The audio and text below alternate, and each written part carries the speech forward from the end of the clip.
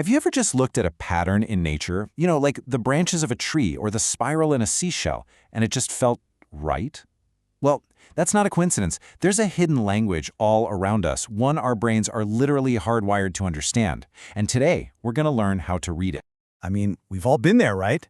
That feeling of peace you get when you're just walking through a forest, or that deep satisfaction you feel looking at a winding coastline from above. It turns out that's not just some random feeling. It's a real biological response, and there's a very powerful reason our brains are so drawn to these kinds of scenes. And that reason has a name. It's called biophilia.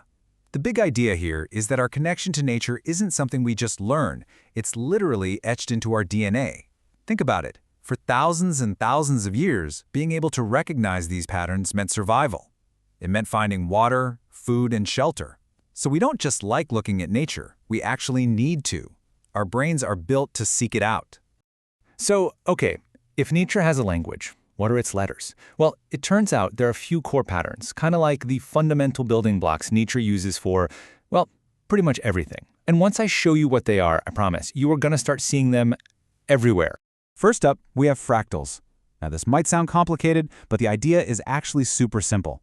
It's just a pattern where the small parts look like a tiny version of the whole thing. The best example? A head of broccoli. You break off a tiny floret, and what do you have? A mini broccoli tree. Nature uses this trick constantly for efficiency, from a jagged coastline to the crack of a lightning bolt. Next up are tessellations. Just picture a honeycomb. See how those hexagons fit together perfectly with absolutely no wasted space? That's a tessellation.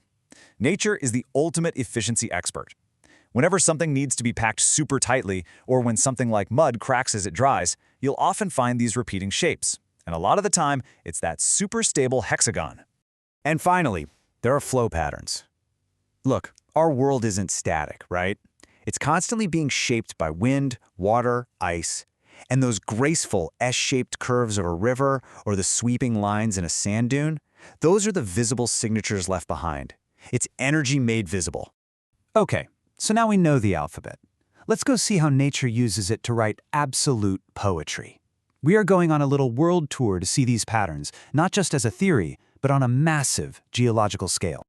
Our first stop is the rugged coast of Northern Ireland, at a place that honestly looks like it was built by giants.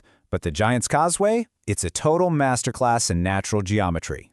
We're talking about 40,000 of these interlocking columns. It's a perfect tessellation. So get this, 60 million years ago, a huge flow of lava started to cool down and shrink.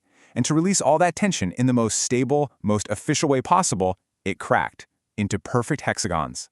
Our brains see this incredible order emerging from pure volcanic chaos, and it just triggers this deep, satisfying feeling of stability and strength. All right, next, let's jump from the rigid geometry of rock to the fluid, flowing lines of the desert. We're in the American Southwest, at this incredible sandstone formation just called the Wave. And walking through it feels like you've stepped inside a painting that's still moving. These unbelievable lines are actually ancient sand dunes, which got compacted into rock. First, water came along and carved out the main channels. Then, for millions of years, the wind acted like a giant piece of sandpaper, smoothing everything into these liquid-like shapes. This is a brilliant example of a flow pattern. Our eyes can't help but follow those curves, and it creates this visual journey that just feels rhythmic and so pleasing. For our final stop, we're gonna have to zoom way out to see a fractal pattern that stretches across thousands of square miles. We are looking down at the Lena River Delta in Siberia, right where it empties into the Arctic Ocean. What you're looking at is a perfect massive fractal. Geologists call this pattern dendritic, which is just a fancy way of saying tree-like. As the big river slows down, it fans out, branching into thousands of smaller channels, all finding the path of least resistance. And the biophilic connection here is really profound. It subconsciously reminds us of all these other systems that are essential to life. The veins in a leaf, the branches of a tree, even the nerves and blood vessels inside our own bodies. Okay, so we've seen nature's design rules on this huge, epic scale, but this is where it gets really interesting for us.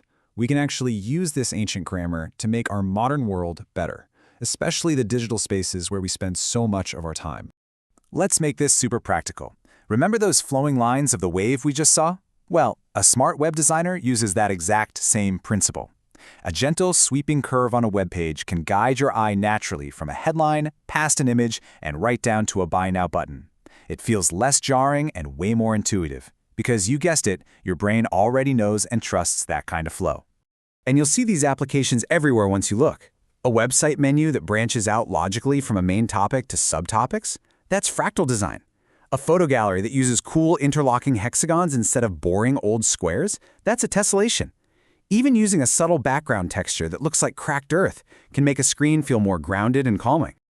This quote really just nails it. As one source put it, the Earth is the original designer, the ultimate engineer, and the most profound artist. These amazing landscapes aren't just pretty to look at. They're a massive library of design solutions that have been stress-tested for millions and millions of years. So what does all of this mean for you? Well, it means you now have this new lens, a new way to see the world around you. So here's the biggest takeaway, the coolest part of all of this. You haven't really learned a new language today. You've just learned the vocabulary for a language you already knew. Your brain was always built to find these patterns beautiful and calming.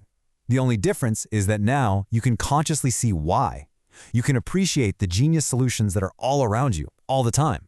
So I'm going to leave you with a little challenge. On your way home or the next time you step outside, just really look. Look at the clouds, the leaves on the trees, even the cracks in the sidewalk. Now that you know the language, what patterns will you see?